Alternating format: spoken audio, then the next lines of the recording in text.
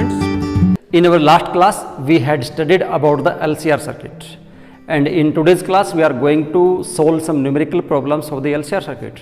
And before solving the problems, let's revise the formula. LCR circuit में हमने जो impedance निकालते हैं LCR सर्किट का, Z इज इक्वल टू वो होता है root of R square plus XL minus XC and whole square. जो इफेक्टिव ईएमएफ होता है V इफेक्टिव, इसका जो होता है जिसको आपने E से भी लिखा था, वो किसके बराबर है? That is equal to root of V square R plus VL minus VC whole square, ये होता है. ठीक है. और अगर इसका हमें फेज निकालना हो तो tangent phi is equal to होता है XL minus XC divide by R, या फिर हम लिख सकते हैं VL minus VC divided by VR. और इसकी एक रेजोनेंस कंडीशन थी आपके पास, और उसके जो resonance frequency, angular frequency omega 1 by क्या था? रूट LC, और linear frequency nu is equal to 1/2 pi root LC. और एक इसका क्यू फैक्टर होता है, क्वालिटी फैक्टर, वो होता है 1 divide by R and root L divide by C. ये हमारे पास LCR सर्किट के कुछ फॉर्मूले हैं, और इसके ऊपर बेस्ड हम न्यूमेरिकल प्रॉब्लम्स करने वाले हैं. ये प्रॉब्लम्स ऐसे हैं जो CBSE में पिछले ईयर्स के अंदर पूछी गई है. उन्हीं प्रॉब्लम्स को we are going to solve. Okay, so देखते हैं. पहली प्रॉब्लम है इसमें कैसे लिखा है?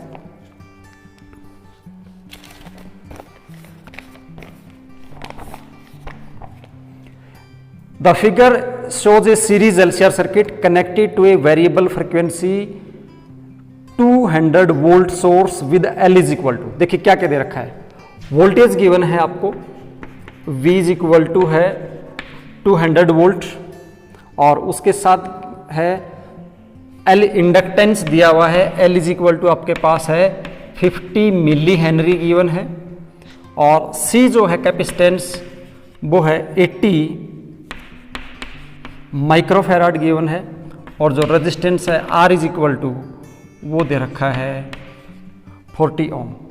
क्या करना है? Determine source frequency which drives the circuit in resonance. Source frequency which drive the circuit in resonance, ध्यान देना है, and the quality factor of the circuit. Okay, ये आपको फाइंड आउट करना है. गिवन क्या है आपको गिवन है वोल्टेज गिवन है, इंडक्टेंस गिवन है, कैपेसिटेंस गिवन है, और रेजिस्टेंस गिवन है, और सोर्स फ्रीक्वेंसी निकालनी है LCR सर्किट में. ठीक है. आपको मैंने पहले ही बताया था कि कोई भी न्यूमेरिकल जब आपको सोल्व करना होता है तो आप क्या करोगे? सबसे पहले ये जो डेटा है इनको आप लिख लो, जो हमने यहाँ पे किया, लिखे हमने. ठीक है. देखिए क्या करेंगे अब, हमें क्या करना है? सोर्स फ्रीक्वेंसी निकालनी है जो सर्किट को रेजोनेंस में ले जाए. तो वो सोर्स की फ्रीक्वेंसी जो सर्किट को रेजोनेंस में ले जाएगी उसको हम बोलेंगे रेजोनेंस फ्रीक्वेंसी. क्या बोलेंगे? Resonance frequency. और रेजोनेंस फ्रीक्वेंसी का फॉर्मूला है nu is equal to 1/2 pi root LC. तो डायरेक्ट वैल्यूज पुट कर देंगे. हमें बस थोड़ा सा चेंज करना है. जैसे वोल्टेज है L मिली हेनरी में गिवन है, इसको हेनरी में कन्वर्ट कर लेंगे. तो 50 इंटू 10⁻³ हेनरी, और C माइक्रोफेराड में है तो इसको हम कर लेंगे 80 इंटू 10⁻⁻6 फेराड. ओके, तो सोर्स फ्रीक्वेंसी का फॉर्मूला क्या हो जाता है? Nu is equal to 1/2 pi and root LC. Values आप रख लेंगे इसके अंदर, और जो भी रिजल्ट आए हेड्स, ये आपका आंसर हो जाएगा. सॉल्यूशन आप खुद कर लेना इसका. ओके, फिर क्या पूछता है अगले पार्ट में? से पूछा था the quality factor of the circuit, Q factor 1/r root L/C. तो ये भी गिवन है हमें, R गिवन है, C गिवन है, L गिवन है. तो इजीली आप यहाँ से क्या कर देंगे? क्यू फैक्टर भी डायरेक्ट फॉर्मूला में पुट करेंगे, आ जाएगा. बिल्कुल फॉर्मूला बेस्ड क्वेश्चन था, कोई ज़्यादा मुश्किल तो इसमें कुछ था ही नहीं. ज़्यादा मुश्किल क्या, कुछ भी मुश्किल नहीं था. बस आपको मेमोरी बेस्ड क्वेश्चन बोल सकते हैं इसको आप, कि आपको फॉर्मूला इसके अंदर याद हो. नेक्स्ट क्वेश्चन देखिए. अगले क्वेश्चन में बोला गया है a series LCR circuit is connected to an AC source 200 volt and 50 hertz. V कितना है? 200 वोल्ट, और जो फ्रीक्वेंसी है न्यू वो गिवन है 50 hertz. The voltage across the resistor, capacitor and inductor are. Voltage across resistor, voltage across inductor and voltage across capacitor, ये given है। क्या क्या गिवन है? VL है आपके पास, the voltage across resistor, resistor है 200 volt, voltage across capacitor and inductor कितना है? 250 वोल्ट है। The algebraic sum of the voltage, solution क्या पूछ रहा है इसके अंदर वो देखना है। The algebraic sum of the voltage across the 3 elements is greater than the voltage across the source, how is this paradox resolved? बहुत इंटरेस्टिंग क्वेश्चन है। एक बार डायग्राम बना के देखते हैं। डायग्राम में ऐसे आपके पास जैसे ये इंडक्टर जोड़ दिया, ये कैपेसिटर जोड़ दिया और ये रजिस्टर, ये L है, ये C है और ये R है, और जो सोर्स वोल्टेज है यहाँ पे जो V इज इक्वल टू वो है 200 वोल्ट। हमें पता है सर्किट की जो नेट वोल्टेज है वो 200 वोल्ट से ज़्यादा नहीं हो सकती, क्योंकि पूरे सर्किट का वोल्टेज सप्लाई कौन कर रहा है? ये सप्लाई कर रहा है। इसमें कोई आपने ट्रांसफार्मर वगैरह लगा नहीं रखा जिससे इसकी वोल्टेज इंक्रीज हो जाए, तो वोल्टेज 200 वोल्ट ही इस पूरे सर्किट में रहने वाली है। इसका मतलब ये जो वोल्टेज है VL, VC और VR, इन तीनों का सम VL plus VC plus VR किसके बराबर होना चाहिए? 200 वोल्ट के बराबर होना चाहिए। बट यहाँ हम देखते हैं VL, VC और VR को जोड़ते हैं तो 250, 250, 500 एंड 2, ये कितना हो गया? ये रिजल्ट हो गया 700। और ये है कितना होना चाहिए? ये 200 वोल्ट। तो ये वोल्टेज ज़्यादा कैसी हो गई? तो बोलता है ये जो पैराडॉक्स है इसको आप कैसे सोल्व करोगे? तो आप देखिए, आपको इस बात का ध्यान देना है। आपको स्टार्टिंग में बताया था ये जो LCR सर्किट होता है, LCR सर्किट को आपने देखा था एक फेजर से रिप्रेजेंट करते हैं। LCR सर्किट कैसे फेजर होता है? ये वोल्टेज होती है VR, इधर वोल्टेज होती है VL और ये वोल्टेज क्या होती है? VC। फेजर से हमने इसको रिप्रेजेंट इसीलिए किया था क्योंकि जो वोल्टेज हैं सभी के सभी वोल्टेज सेम फेज में नहीं है। आप यहाँ देखते होगे इंडक्टर की वोल्टेज इधर जा रही है, कैपेसिटर की इधर जा रही है और रजिस्टर की वोल्टेज इधर जा रही है। तो हमने क्या किया था? इन तीनों का रिजल्टेंट निकाला था जो सर्किट की क्या होती है? इफेक्टिव वोल्टेज होती है। और इफेक्टिव वोल्टेज का फॉर्मूला आपके पास ये है। इफेक्टिव वोल्टेज का फॉर्मूला क्या है? इफेक्टिव वोल्टेज का तो ये फॉर्मूला है। तो ये इफेक्टिव वोल्टेज का फॉर्मूला है। तो LCR सर्किट ये जो है इसकी जो इफेक्टिव वोल्टेज होगी वो इन सभी के सम से नहीं आने वाली। कैसे फाइंड आउट करेंगे effective voltage? Effective voltage can be found with the help of this formula. तो यहां से हम देखते हैं कि VL और VC तो बराबर है, VL is equal to VC है, हेंस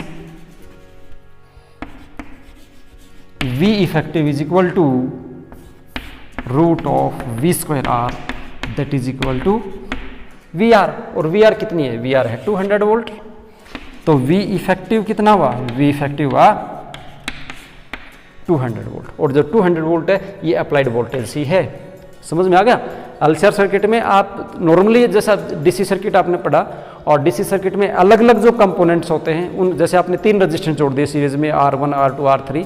तो आप देखो जब आपने इफेक्टिव रेजिस्टेंस निकाला था तो आपने क्या किया था? Net voltage V equal to V1 plus V2 plus V3 ऐसे किया था ना। बट ऐसा हम इधर नहीं करेंगे। क्यों नहीं करेंगे? क्योंकि वोल्टेज जो है वो एक फेज में नहीं चल रही।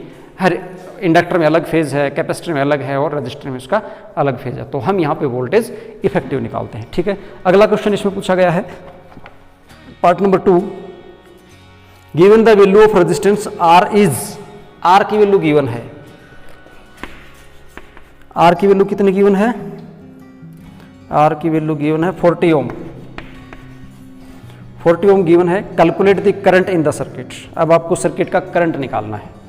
करंट कैसे निकालेंगे? पूरे सर्किट का करंट कैसे निकालेंगे? तो सर्किट का करंट निकालेंगे तो आपको पता है I इज इक्वल टू क्या होगा? V effective divide by resistance. V effective divided by resistance होगा। ठीक है, और V इफेक्टिव आपके पास कितना आया? 200 वोल्ट आया। और रेजिस्टेंस कितना है? रेजिस्टेंस होगा यहाँ पे 40। रेजिस्टेंस कितना होगा? 40। अब आप कहोगे सर 40 क्यों? LCR सर्किट का तो Z होता है। बिल्कुल Z होता है, बट आप यह ध्यान देंगे VL और VC की वोल्टेज सेम है। तो VL और VC की अगर वोल्टेज सेम है तो इसके कारण जो ये VL माइनस VC यहाँ से आप निकालोगे, VL को आप क्या लिखोगे? I not XL। इसको क्या लिखेगा आई नॉट एक्सी, तो यानी ये VL माइनस VC ये 0 हो जाएगा, ये 0 हो जाएगा तो सिर्फ आपके पास Z जो है वो किसके बराबर आएगा, R के बराबर आएगा, और R हमारे पास यहाँ पे कितना है 40 है, तो I हमारे पास यहाँ पे कितना हो जाएगा, I हो जाएगा 5 एम्पियर। इसमें कितना करंट है, 5 एम्पियर का करंट है। ठीक है, नेक्स्ट देखते हैं। देखिए नेक्स्ट क्वेश्चन है find the value of phase difference between the current and voltage. पहले इसको मिटा देते हैं। नेक्स्ट क्वेश्चन क्या है, नेक्स्ट क्वेश्चन है find the value of phase difference between the current and voltage in the series LCR circuit shown below, which one leads in the phase current और voltage. आपको ये भी बताना है कि लीड कौन करता है और फेज डिफरेंस बताना है। डायग्राम गिवन है, क्या डायग्राम है, देखो इस प्रकार से डायग्राम गिवन है आपको। इंडक्टर गिवन है, फिर कैपेसिटर है और फिर रजिस्टर है, और यहाँ पे ये AC सोर्स है, ये डायग्राम बना रखा है। गिवन है L इज इक्वल टू जो है वो 100 मिली हेनरी है, और कैपेसिटर जो है वो 2 माइक्रो फैराड का है। Resistance is equal to 400 ohm and voltage V is equal to V naught sign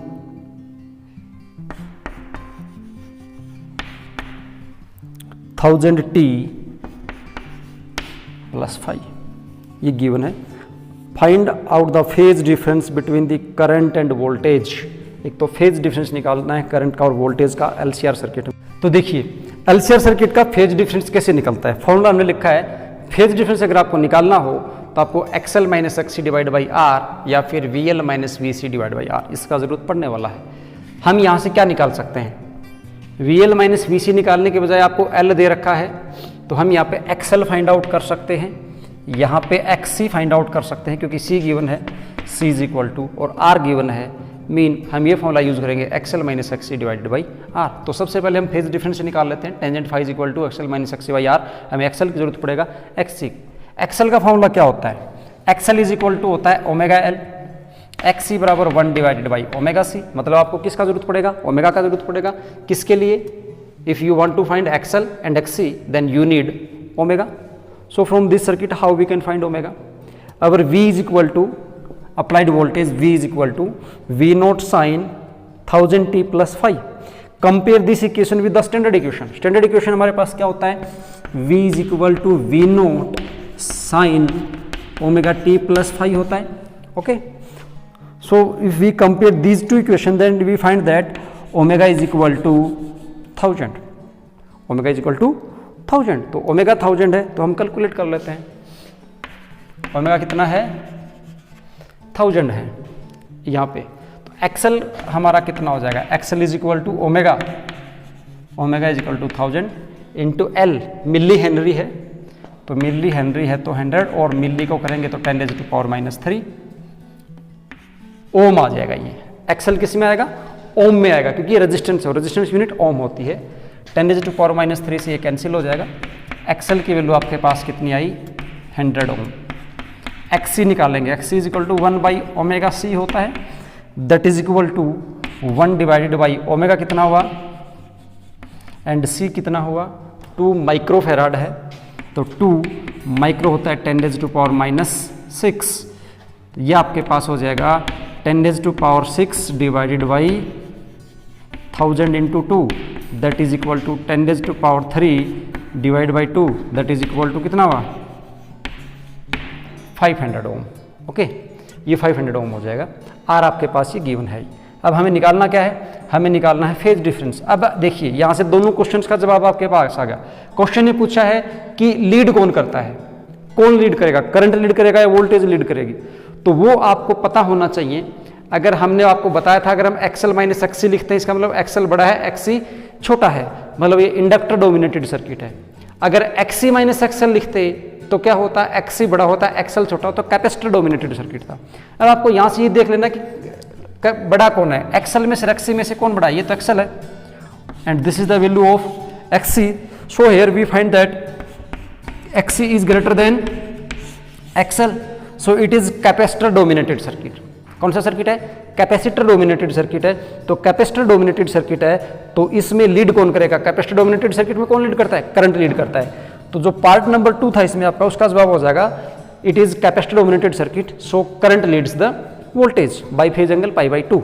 नहीं, फेज एंगल पाई बाई 2 नहीं, करंट लीड्स कर रहा है, एक्सी ग्रेटर देन एक्सएल है, करंट लीड कर रहा है। कितने फेज से लीड कर रहा है वो हमें यहाँ से फाइंड आउट करना है, क्योंकि एलसीआर सर्किट का फेज हम यहाँ से फाइंड आउट करते हैं। ठीक है, तो देखिए कैसे निकालेंगे इसको, यहाँ से इसको मिटा देते हैं। फॉर्मूला क्या है आपके पास?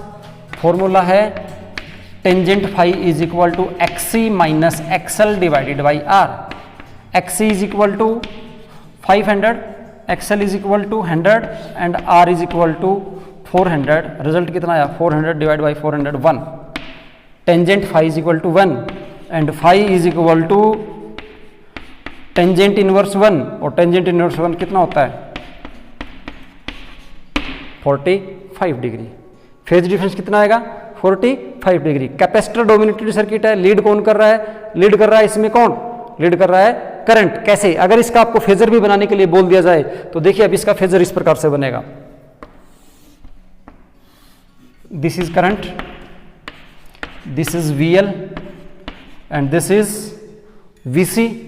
यहां से हम देखते हैं XC is greater than XL, तो रिजल्टेंट वोल्टेज इधर निकलेगा VC माइनस VL, तो ये आएगा V effective, this is V effective and this is the phase difference that is 45 degree and current leading the voltage by the phase angle 45 degree. Okay, next question देखते हैं।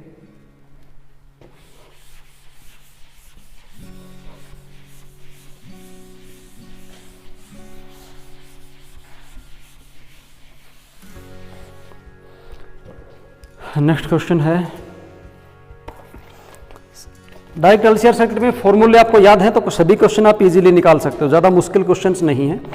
Next question है, determine the value of phase difference between the current and voltage in the series LCR circuit. अभी भी तो निकाला हमने, वही तरीका है फेज डिफरेंस निकालने के लिए, tangent phi equal to XL minus X by R या फिर VL minus VC by are.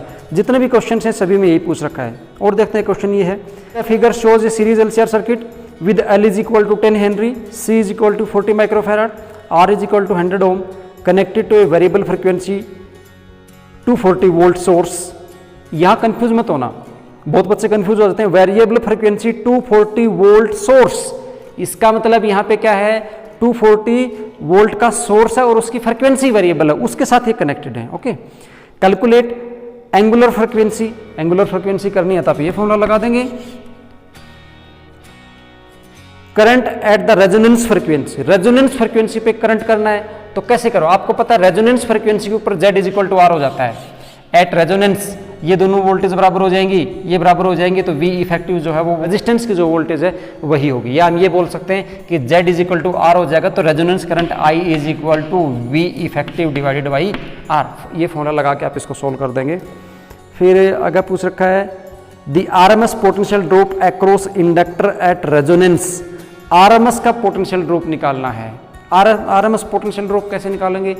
RMS potential drop मतलब आपको VL निकालना है। ध्यान रखना, मैंने आपको पहले बताया था सर्किट में जो भी फ्लो करता है वो RMS करता है। सर्किट में जो भी फ्लो करता है कौन सी वोल्टेज होती है? RMS वोल्टेज होती है। ठीक है, तो आपको यहाँ पे VL निकालना है। और VL किसके बराबर होगा? VL होगा I इंटू एक्सएल। I तो आप यहाँ से निकाल लेंगे, ये हो जाएगा। एक्सएल की वैल्यू क्या होती है? एक्सएल की वैल्यू होती है ओमेगा एल, तो मतलब VL की वैल्यू आपके पास हो जाएगी V effective by R into omega और इंटू L। ओमेगा आप यहाँ से कैलकुलेट कर रहे थे इस फॉर्मूले से, L गिवन है। ओके, तो ऐसे करके आप VL की वैल्यू फाइंड आउट कर देंगे। ठीक है, मतलब ये है कि आपके पास ये फॉर्मूला याद करो, Z बराबर ये, इफेक्टिव वोल्टेज ये, फेज डिफरेंस के लिए ये, एंगुलर फ्रीक्वेंसी के लिए ये, लीनियर के लिए ये, क्वालिटी फैक्टर के लिए ये। और अगर रेजोनेंस कंडीशन में चले जाओगे तो रेजोनेंस में एट रेजोनेंस Z किसके बराबर हो जाता है? R। ये फॉर्मूले आप याद रखो, एलसीआर सर्किट का कोई भी न्यूमेरिकल है आप इजीली सोल्व कर देंगे।